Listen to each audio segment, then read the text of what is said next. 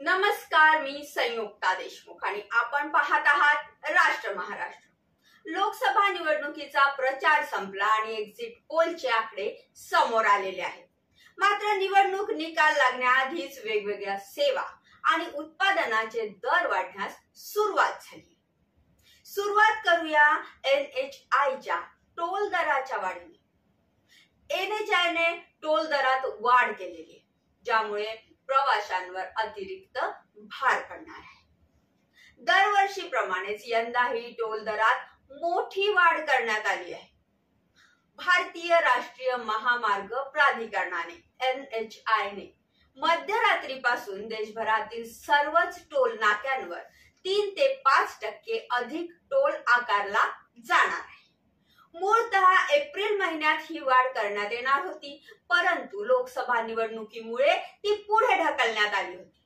आता निवडणूक निकाल लागण्याआधीच नवे दर लागू करण्यात आले आहेत। या वाढीमुळे प्रवाशांवर अधिक आर्थिक भार पडणार आहे। दरवाढीमुळे खासगी वाहने, व्यावसायिक वाहने आणि माल वाहतूक करणाऱ्या वाहनांचे दर वाढणार आहे, ज्याचा थेट परिणाम वाहतुकीच्या खर्चावर होणार आहे। परिणामी महागाईचा आणखी एक फटका सर्वसामान्य जनतेला सहन करावा लागणार आहे।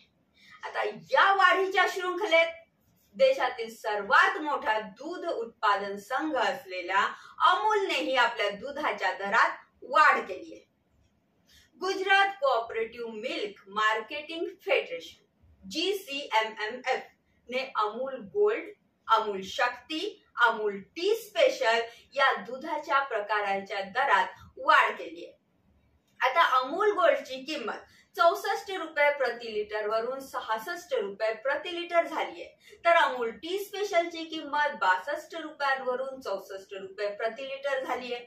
अमूलने सांगितले की वाढलेल्या किमती केवळ 3 ते 4% वाढ आहे, जी अन्नधान्याच्या महागाईपेक्षा खूपच कमी आहे। फेब्रुवारी 2023 पासून किमती वाढल्या नव्हत्या, त्यामुळे वाढ आवश्यक होती। दूध उत्पादन आणि ऑपरेशन खर्चात वाढ झाल्यामुळे ही किंमत वाढल्याचा दावा अमूलने केलाय। तर गेल्या वर्षी अमूलच्या दूध संघाने शेतकऱ्याच्या दरात सरासरी 6 ते 8% वाढ केली होती। अमूलच्या धोरणानुसार ग्राहकांनी भरलेल्या 1 रुपयांपैकी 80 पैसे दूध उत्पादकाला जातात। अमूल नंतर मदर डेअरीनेही दुधाचे भाव वाढवले आहेत। दिल्ली NCR मध्ये 3 जून 2024 पासून मदर डेअरीच्या दुधाच्या दरात वाढ करण्यात आली आहे। हे लक्षात घेण्यासारखे आहे की देशातील सर्वात मोठा डेअरी ब्रँड अमूलने रविवारी 2 जून रोजी रात्री दुधाचे दर वाढवण्याची घोषणा केली होती। सर्वात मोठी गोष्ट म्हणजे महागाईचा हा धक्का लोकसभा निवडणूक 2024 साठी मतदान प्रक्रिया पूर्ण झाल्यानंतर लगेचच बसलाय।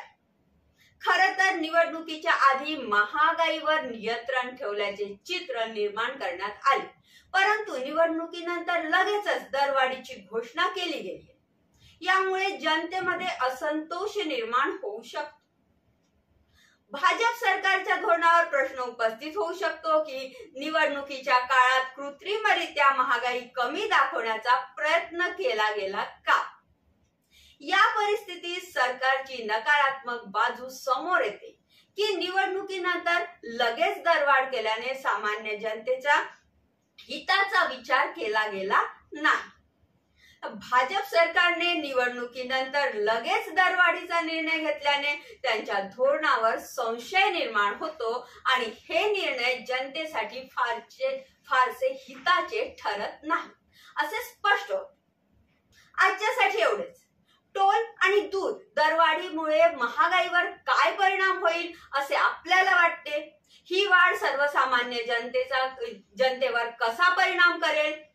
आपली प्रतिक्रिया आम्हाला खालील कमेंट बॉक्स मध्ये जरूर कळवा आणि पाहत रहा राष्ट्र महाराष्ट्र। आमच्या चॅनलला लाईक करा, सबस्क्राईब करा आणि व्हिडिओला जास्तीत जास्त शेअर करा।